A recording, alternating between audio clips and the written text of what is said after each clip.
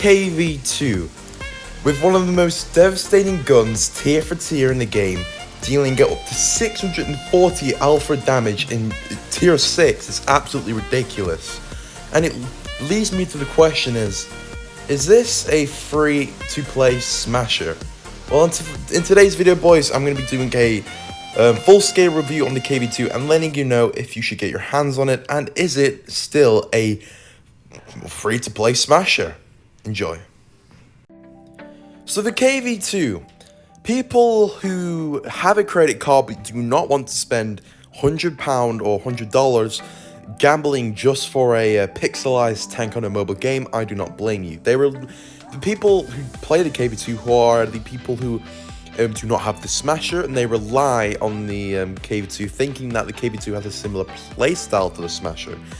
In a way, yes, and in another way, no, because the KV2, unlike the smasher, the smasher is more of a, buffed, a KV2 on steroids. It's got better accuracy and better penetration on all the stats, and that's where KV2's been really left out, and it got nerfed like a couple updates ago. It did get nerfed by Wargaming.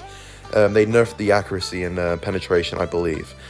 So as you'll see here, like the dispersion and all that really does suck, and that's what makes the KV2 quite popular. In fact, that you need Stalin to guide your shells. Otherwise, if Stalin isn't with you, the RNG won't be with you, and that's what makes you miss your shells. So yeah, let's just jump into a replay, and I'll give my results at the end of the battle. So we're on the map Yukon, and in this replay, it's not going to be one of the best replays, but it's going to highlight the fact that what you would usually expect when you come to play the KV2. Now, before we get into the replay, let's just talk about the KV2 for a bit. So what it has to offer is that it did get nerfed a couple updates ago, like I did mention, that its accuracy got badly decreased as it in the past, where you could do some amazing shots. But apart from that, what makes the KV2 one of the most fun tanks in the tech tree, in my opinion, it is one of the most fun tanks, but it can also be one of the most hated tanks, just like a Death Star. I really would compare this tank just like a Death Star, because they're both similar and they both offer the same roles. I mean, if you miss the Death Star, you're gonna get destroyed, and that's the same story for the KV2. Any tank in tier 6 can destroy you, and as you'll see there, that aiming time is so poor. I thought I was going to HE that AMX 12T, but the other good thing about that is if I did HE him, he would have been dead, and that's why it's so good to play the KV2, because if you do hit one of your shots, unlike a Death Star, unlike a Death Star, you're not one-shotting. You can one-shot guys sometimes in Death Stars, but in the KV2, because tier 6s and tier 5s, you go against them sort of tanks that have 600 HP or anything like that. You can one-shot them. You can't do that in a Death Star, and that's what makes the KV2 so powerful, is your ability to absolutely destroy someone's HP pool and ruin their day. As you'll see here, this P43 Beast does not want anything to do with me, because he knows if he gets hit by me, all of his HP pool goes out of the garden. So we're going to try and get a shot onto this T150. I have to be careful. I know what I'm doing. I know why I'm peeking like this, so I can just get a shot onto him. I have to be really careful. I didn't expect that P43 Best to come out of there. I didn't shoot him. I didn't go for the P43 Best when he peeked, because I knew that my shell velocity is quite slow in the it is very slow in the KV2. Now I'm in a bit of a pickle, as you'll see here.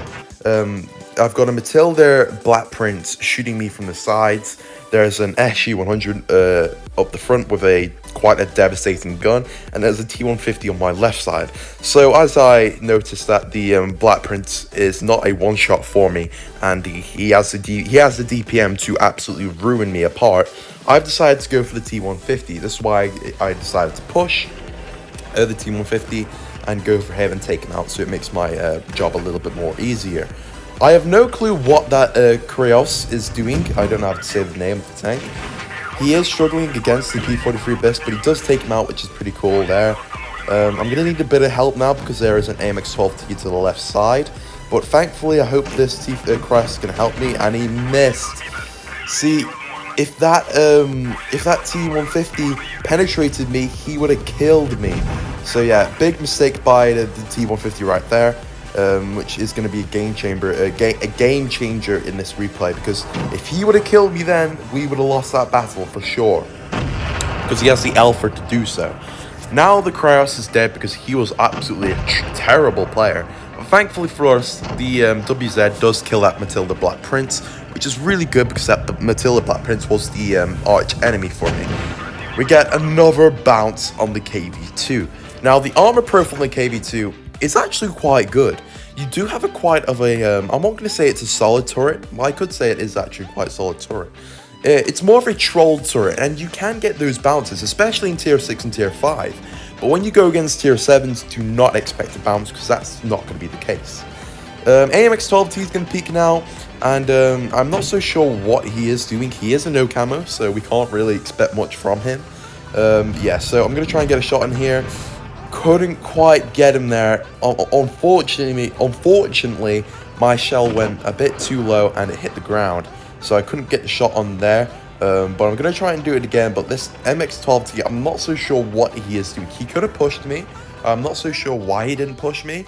I think it's because the WZ was behind me. Okay, that's why. I was so confused during the battle. I was like, dude, what are you doing? Push me. I just shot. Why are you going for me? There it goes. There's battle. And that highlights the KV2. If there's two things to say about the KV2 that you need to know, is that if you miss your shot, it's going to look bad. It's going to look very bad for you, because you are, like, 90% of the time you're going to die because you just missed your shot. You missed your opportunity to kill someone. Now you just killed yourself. So yeah, that's one thing to say about the KV2, is that try your best. Make sure you fully aim in. Do not snapshot in this tank, because you will not hit them at all. I promise you. I promise you that. You will not hit anything if you snapshot in this tank. And the other thing is as well, like, stick with your teammates, because even if you do miss a shot, yeah, you will know that you will have teammates to back you up. Even though half the time, I know in Blitz, teammates don't help you out. They're selfish, and they only help themselves out. I know that's I know that's an error, but try and do that. Try and stick with your team so they can help you out. Even though I know majority of the players in this game, player base, are completely selfish and do not help anyone out. But yeah, so that's going to be enough for the KV2. Do I still think it's a smasher free to play? Not really. I still think it has its really big errors, and as you'll see there, that the aiming time in the replay was quite I can't really say the word, catastrophic. There we go. So yeah, that's the issue of the KV2, and that's why I'm not going to say it is a a tank worth it to play or anything. It's really fun. If you want to have some fun, go with the KV2. But apart from that, yeah, it's just not one of the best tanks. So yeah, guys, it's going to be enough for today. Thank you all for watching. Take care, and I'll see you in the next one. Bye bye.